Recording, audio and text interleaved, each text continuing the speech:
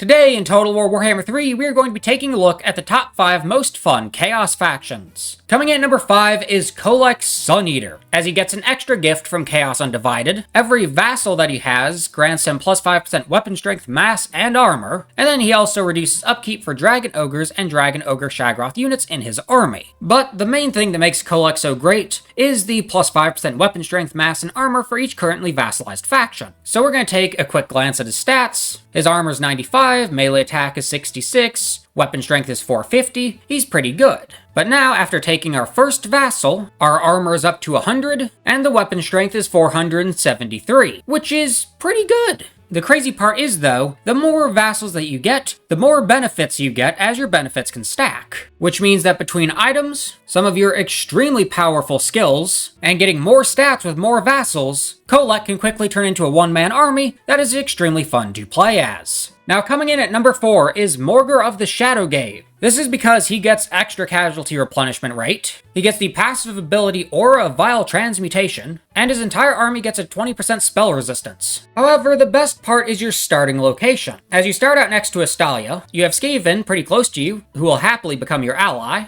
Bretonnia is above you, so are the Wood Elves, and the Sword of Cain, as well as the Nemesis Crown, are both within your reach. What this means is you have a bunch of extremely easy enemies that you will be fighting against. You can spend your campaign running around the map, absolutely razing everything that you come across, and eventually, Morgr is actually going to get insanely powerful. This is because he has its Aura of Vile Transmutation, which is a DPS in an area surrounding him. However, you can get a second DPS from the Aura of Madness, and a third DPS from the Nemesis Crown, which means eventually you're going to have 3 DPS abilities, and Morgr is quickly going to become extremely powerful, and since you're fighting basic human factions and razing their stuff into the ground, his campaign can be one of the more fun campaigns of the Beastmen. Now, coming in at number 3 is Kairos Fateweaver. His faction effects are pretty good. His lord effects have one interesting thing, the Fragments of Sorcery, which allow you to construct your own spell lore between battles. Which is exactly what it sounds like, as when you start out your campaign you only have 2 slots. However, you can get the rest of them by leveling up, and by rank 20 you will have all of them unlocked.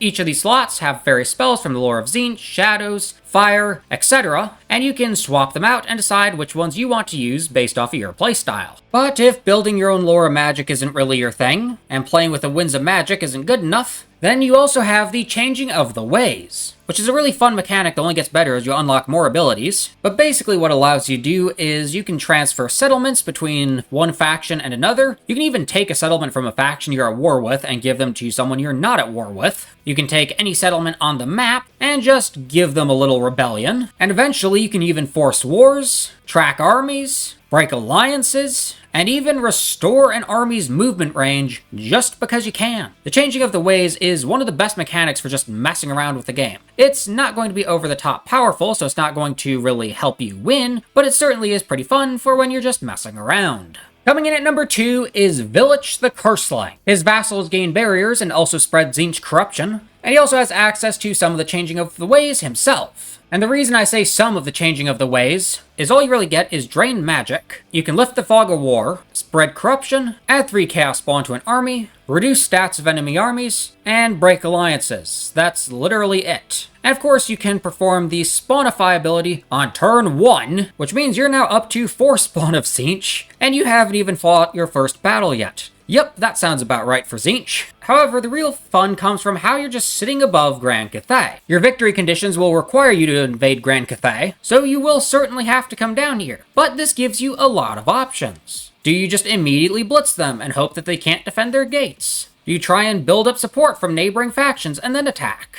Do you go through the Chaos Wastes, down through Grimgor's territory, through the Ogre tribes and then pop out over here? Or do you try and make an alliance with Clan Eshin and hope for the best? You have options, and that's what makes this campaign so fun. You're attacking Grand Cathay, and you got a lot of different ways you can do it. So, while Village isn't very strong, he is extremely fun due to the ways that he can attack Grand Cathay. And coming in at number 1 is Arbol the Undefeated. This is because he has access to the Challenges of Khorne. The Challenges of Khorne being all these different battles that you can go on, where you select an army that you want to fight, teleport right next to them, and then after beating them, you can either go with Skulls for the Skull Throne, or you can summon a Blood Host that can wreak more havoc long after you're gone. and then you can just go after the next one, and repeat the cycle all over again. As if this wasn't good enough, you can hunt down all the traits you want to get, as you can specifically target the legendary lords whose traits you want very early on in the game, which makes Arbol great for a one-man Doom stack, or if you just want to travel all across the Warhammer world, fighting enemies that you wouldn't normally be able to fight without having to travel a very long way. Anyway, I hope you guys enjoyed the video. If you did, be sure to smash the like button and subscribe for more content like this. Also, go check out my Discord server as well as my Patreon, links to both those in the description below. But anyway, I hope you guys enjoyed the video, and hope you enjoy the rest of your day.